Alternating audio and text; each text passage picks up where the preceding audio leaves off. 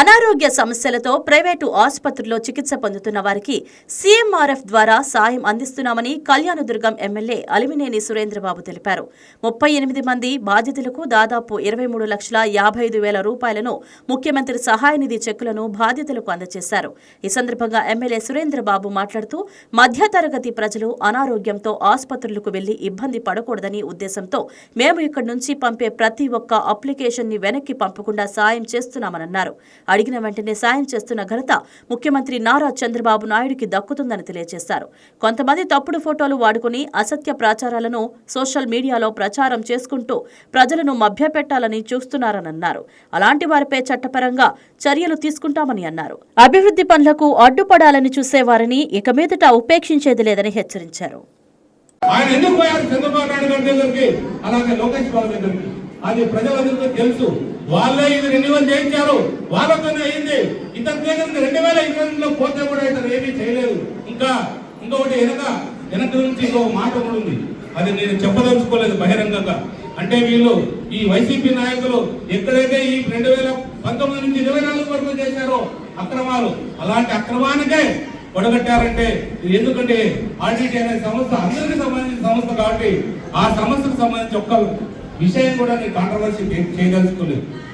ఆ సమస్యను ఇప్పుడే మంచు పెరగారితో మాట్లాడితే కోర్టుకు సంబంధించిన బిల్డింగ్ ఖాళీగా ఉందంటే అడిగితే లేదండి ఎమ్మెల్యే గారు, అది కూడా మేము హాస్పిటల్కి అభివృద్ధి చేస్తున్నాం, అది కూడా ఆ బిల్డింగ్ కూడా త్వరలో హాస్పిటల్ ప్రారంభిస్తున్నాం, చాలా మందికి సేవ చేయాలనే దృఢ సంకల్పంతో కళ్యాణదుర్గం ప్రాంతంలో ఇంకొక హాస్పిటల్ కూడా చేస్తున్నామంటే నిజంగా చాలా సంతోషకరం. ఇలాంటి ప్రోత్సాహాన్ని ఇస్తున్న మా ఇండియా ప్రభుత్వాన్ని మనందరూ కూడా ప్రోత్సహించిన అవసరం ఎంతైనా ఉంది.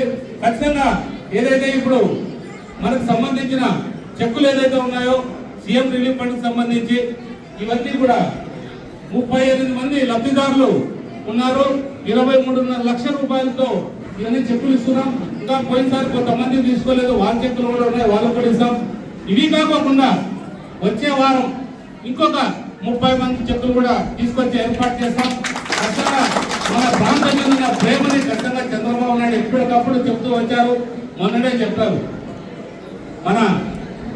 మన జిల్లా చాలా వెనుకబడిన ప్రాంతం, మనం ప్రోత్సహించాలా, ముగ్గురు కూడా సమిష్టిగా ప్రోత్సహించాలని ఒక నిర్ణయానికి వస్తే అందులో భాగంగానే నేను పవన్ కళ్యాణ్ గారిని పోయి ఆహ్వానించాను. మా అద్భుతమైన పార్క్ ఏర్పాటు చేశాం, మీరు కూడా వెళ్ళి చూడాలా. మన కళ్యాణదుర్గం టౌన్లోనే అలాంటి అద్భుతమైన ఒక నగరవనం వచ్చిందంటే చాలా గొప్ప విషయం. మీరు ప్రారంభానికి రావాల్సారంటే ఖచ్చితంగా వస్తారని చెప్పాడు. అలాగే ఏదైతే ఇక్కడ వాల్మీకి సంబంధించిన మనమందరూ భగవంతుడుగా కోల్చే వాల్మీకిని కూడా విగ్రహావిష్కారం ఉంది సార్, మీ ద్వారా అనుకుంటున్నాం. అది కూడా 2 కూడా కార్యక్రమాలు మీ ద్వారా కావాలని మనం కోరుకోవడం జరిగింది. ఎందుకంటే ఎన్డీఏ గవర్నమెంట్ లో ఉన్న మాకు చంద్రబాబు నాయుడు అయినా, లోకేష్ బాబు గారైనా, పవన్ కళ్యాణ్ గారైనా, అలాగే మోడీ గారైనా అందరూ కూడా సమానమే. కాబట్టి ఎవరి చేత మేము ప్రారంభాలు చేసినా నేనైతే ఇక్కడ తెలుగుదేశం పార్టీ తరఫున చేసినట్టు, ఎన్డీఏ తరఫున చేసినట్టు, కాబట్టి మనకి పవన్ కళ్యాణ్ గారు చేతులుగా చేస్తే బాగుంటుందనే అభిప్రాయంతో ఆయన కూడా ఆహ్వానించడం జరిగింది. ఆయన ఇంకా అనుకూలంగా స్పందించారు. ఇంకా కూడా ఇంకొకసారి వెళ్ళి ఆ డేట్లు తీసుకొని కూడా అన్ని కూడా చెప్తాం. దయచేసి ఇంకొకసారి అందరికీ చెప్తున్నా, ముఖ్యంగా మీడియా మిత్రులు కూడా చెప్తున్నా, వినలేని ప్రేమ అయితే నేను నాటకాలు ఆడే వ్యక్తిని కాదు, లేదా ఇంకో రకం కాదు. నేను మీ పైన చాలా ప్రేమ ఉంటుంది. ఆ ప్రేమని పాజిటివ్గా తీసుకెళ్తాం, ప్రజలందరికీ ఉపయోగపడేటట్టు చేద్దాం. అందరూ సమిష్టిగా చేయండి. నేను నిజంగా నా తప్పుంటే రండి, ఒకసారి దాంట్లో కూర్చోండి, నేను ఈ తప్పు జరుగుతుందని చెప్పండి, చర్చిద్దాం. ఆ తప్పుని సరిదిద్దుకునే అవకాశం కూడా నాకు ఇవ్వండి.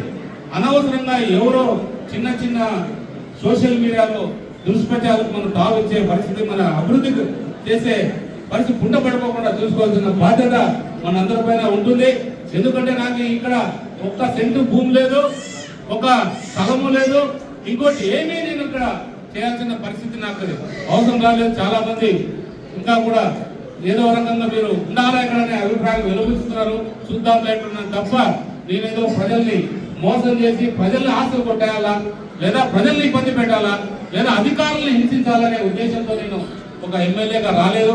చంద్రబాబు నాయుడు నన్ను ఎప్పుడైతే ఇక్కడ ఎమ్మెల్యే అభ్యర్థిగా ప్రకటించారో ఆ రోజే నిర్ణయించుకున్న నేను అన్ని కూడా పక్కన పెట్టి ప్రజలకు సేవ చేయాలనే సంకల్పంతోనే ఈరోజు ఈ మన ప్రాంతం నాకు తెలుసు టీటీపీ ప్రాజెక్ట్ ఏదైతే ఉందో 2018లో అది మన ఆనాటి ముఖ్యమంత్రి నేటి ముఖ్యమంత్రి ప్రారంభించారు. తర్వాత 6 ఏళ్ళు కుంటపడిపోయింది. ఆల్మోస్ట్ అంటే 2018 కన్నా ముందు 2 ఏళ్ళు ఎస్టిమేట్లు అది మంచి చెడ్డ 2017 అంటే 8 సంవత్సరాలు వెనుకబడిన రేట్లతో ఈరోజు నేను చేస్తున్నానంటే నాకు లాభం వస్తుంది అనుకుంటారా? కనీసం అంటే నేను ఈ బీటీపీ ప్రాజెక్ట్ పూర్తి చేయాలంటే కనీసం అంటే 80 నుంచి 100 కోట్లు నాకు లాస్ అవుతుంది. కానీ నాకు నా ప్రజలు ముఖ్యం, నా ప్రజలకు ఇచ్చిన మాట ముఖ్యం. ఆ మాట కోసమే ఈరోజు భరించి ఎంత కష్టమైనా కూడా ఎంత నష్టమైనా కూడా చేద్దామనే సంకల్పంతో ముందుకు పోతున్నాను తప్ప నేనేదో ఇంకో రకంగా కాదని మీ అందరూ కూడా చెప్పగలుగుతా. చాలా మంది కూడా ప్రజలు కూడా అర్థం చేసుకోవాలి. ప్రజలు అలాంటి వాళ్ళని వస్తే ఎక్కడికక్కడ తిరుగుబాటు చేయాలి. మనం ఏదో తిరుగుబాటు చేయాలంటే కొట్టమని కాదు, అంటే మనం సోషల్ మీడియా ద్వారా కావచ్చు లేదా మీకు స్వేచ్ఛ ఉన్న ఏ రకమైన తిరుగుబాటు చేయాలి. వాళ్ళ తిరుగుబాటుని వాళ్ళు గమనించి మిగిలిన ప్రజలు కూడా ఒక రకంగా అందరూ కూడా కలిసి నడవాలి. చాలా మంది వైసీపీ నాయకులు కూడా నా దగ్గరకు వస్తుంటారు, చాలా మంది ఇబ్బందుల్లో ఉన్నారు. అవన్నీ పేర్లు చెప్పదలుచుకోలేదు. చాలా మంది కూడా వచ్చి వాళ్ళ సహాయ సహకారాలు అడుగుతుంటారు. కానీ గుడ్డు చెప్పుడు కాకుండా వాళ్ళు కూడా సహాయం చేస్తుంటారు. ఎందుకంటే వాళ్ళ వ్యక్తిత్వాన్ని ఎక్కడ దెబ్బతీయకూడదనే ఉద్దేశంతో, వ్యక్తిగతంగా వాళ్ళు బాగుండాలనే ఉద్దేశంతో, లేదా వాళ్ళని ప్రచారం చేయకూడదు. వాళ్ళు చాలా గౌరవంగా బతికింటారు. ఎందుకంటే కొంతమంది నాయకులు మాత్రం అగౌరవంగా ఉంటారు తప్ప చాలా మంది మన తెలంగాణ ప్రాంతంలో గౌరవంగానే ఉంటారు. అలాంటి వాళ్ళని బహిర్గతం చేయకూడదనే ఉద్దేశంతోనే లోపల నాకు చాలా సహాయం తీస్తూ పంపిస్తారు. అంటే ఇదేదో నాకు ఇంకో రకంగా డబ్బులు ఎక్కువయో లేదా ఇంకో రకంగా కాదు. మానవత్వంతో మనం చేయాలి, మానవత్వంతో ముందుకు వెళ్ళాలి, మానవత్వంలో మన ప్రాంతాన్ని అభివృద్ధి చేసుకోవాలి. ఇలాంటి ఈ సంకల్పం నేను వీరించిన ధైర్యంగానే భావిస్తూ ఈ సంకల్పాన్ని ఖచ్చితంగా నేను ఉన్న రోజులు మన ప్రాంతాన్ని కోసం అభివృద్ధి చేస్తా. ఎప్పుడైతే ప్రజలకి నేను అవసరం లేదనుకుంటే ఖచ్చితంగా మీ అందరూ కూడా చెప్పి క్షమాపణ చెప్పి గురించి తప్పుకుంటాను తప్ప మిమ్మల్ని ఏ రకంగా ఇక్కడ ప్రజలు ఇబ్బంది పడుతుంటే చూసుకునే బాధ్యత రాదని మీ అందరూ కూడా చెప్తున్నా. నేను పెద్దవాళ్ళకి ఒక కొడుకుగా చెప్తున్నా, చిన్నవాళ్ళకి ఒక అన్నగా చెప్తున్నా. ఖచ్చితంగా ఈ మాట అయితే నాకు ఏదో ఒక్కడి నుంచి వచ్చిన మాట కాదు, నా మనసులో నుంచి వచ్చిన మాట.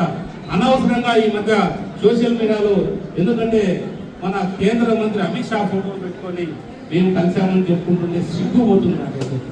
ఇది నిజంగా దారుణమైన సబ్జెక్టుగా మనం భావించాలి. మీడియా మిత్రులు కూడా చెప్తున్నా, మీరు కూడా ఒక్కసారి ఆ ఫోటోలను పరిశీలించండి. మీ వ్యక్తిగతంగా మీరు పరిశీలించండి ఈ ఫోటో వేయించాలేదని. ఒక్కసారి కంప్లైంట్ చేస్తే ఆ ఫోటో వేసుకున్నారు కానీ అందరూ కూడా పోయి జైల్లో కూర్చుంటారు.